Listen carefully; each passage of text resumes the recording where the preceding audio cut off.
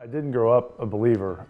My parents divorced when I was 7, and I moved to Ohio from Michigan, where I was born. Moved back to Cedarville, Ohio, where my mom grew up. It was an opportunity for me to be back in a smaller town, an opportunity to be around my maternal grandparents. Sure, many times said a prayer, but I really never let it sink in. And I really used God for my own convenience, for my own comfort, but there was really no change of heart. I really never allowed John 3:16 to sink in, or Romans Road, or anything that I heard in youth group.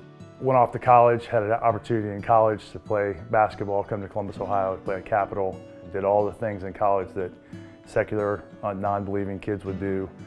Drank a lot, chased women, played basketball, thought I was the coolest thing, but the reality was I was lost and really unplugged from church entirely during college. I grew up in Michigan. I grew up in a really loving family, but we never went to church as a family. My sister and I went for a little teeny bit. There was a little window where we went, and we went to a really fiery Baptist church. Seeds were planted in my heart. My family was fun and super loving, but as I went into my teen years, my dad struggled with alcoholism, and that got progressively worse. My senior year of high school, my dad over Labor Day weekend left my mom and I. My older sister was at college as he was having an affair with his secretary. Ended my senior year and I was shattered. I had had such a really happy childhood and went to Ohio State, just brokenhearted and trying to be a peacemaker between my parents. So when I went to college, I had been a pretty moral kid in high school for the most part. Stayed out of trouble, didn't party, but got to Ohio State. After spending a couple nights in my dorm room by myself while everyone else went out partying, I just jumped right in with everyone and started going to High Street, joined a sorority. And so by the end of college, I was pretty much sick of myself and sad and didn't like who I'd become and started searching. So I started going to church, but was at a church where I was at church, but the truth wasn't being preached. So after we got married, we spent 3 years in a mainline denominational church, just serving, doing good things, but really no heart change, no gospel. There's really no Christ in our life. And through business associate, he introduced us to Christian music, invited me to go to Promise Keepers in Atlanta, Georgia in '96, May of '96. I came forward on a Friday night when John Maxwell gave a gospel presentation. It really resonated with me how many times I'd heard the gospel and had never let it sink in, had never really come forward. And so I did, and later that night I called Jenn and said, honey, we need to make a change. We're in the wrong church. We need to go somewhere where we can hear the gospel, where we can grow in our faith.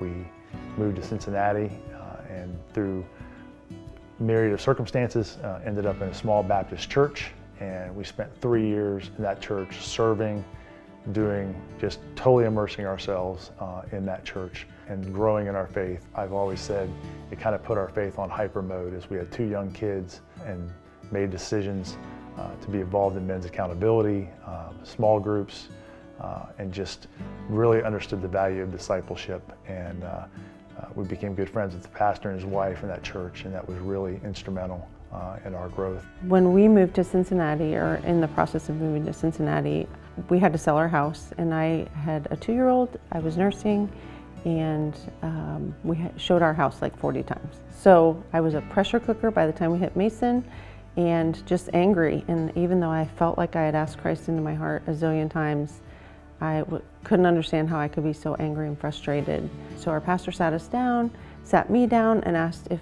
I died today, if I knew that I would go to heaven. And I just cried my eyes out because I didn't have that assurance.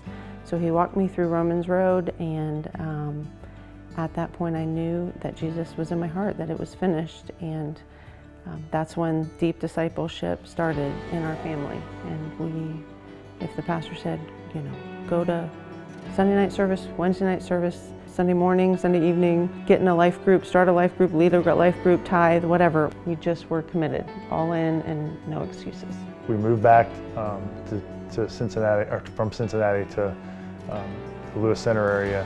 When we moved back, our primary focus when we looked to buy a house was not only to be in a good school district, most importantly to be close to a church.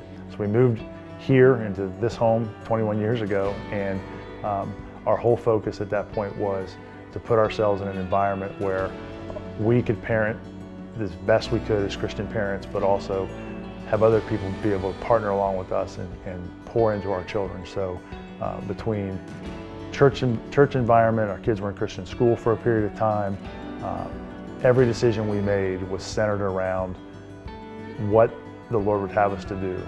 So as we've grown in our faith and we've experienced the highs and lows of life, it kind of brings us to what we experienced in the past few years, and really primarily in late 19 and early 2020 as my mom was battling cancer. And we had the significant highs and lows of losing parents, with both of our mothers passing away in 2020, both of our daughters getting married, so obviously the lows and then the highs. And all in all, our faith carried us through that. No matter what we are going through, no matter what hardship comes, that we just have to lean harder into the Lord and cling to each other. And He is faithful. And so as He is faithful, have decided we need to be faithful too. As we were heading into my mom's stroke, when she had her stroke, we learned at Gull Lake about James 1, verses 2 through 5, and consider it all joy, my brethren, as you encounter various trials, many kinds. And we did. And He has been so good and so faithful to us. I just think to myself, where would we be as a couple? Where would we be as a family without that commitment at Promise Keepers that led to the move to Mason, which led to all the different things that we've experienced in our growth in Christ.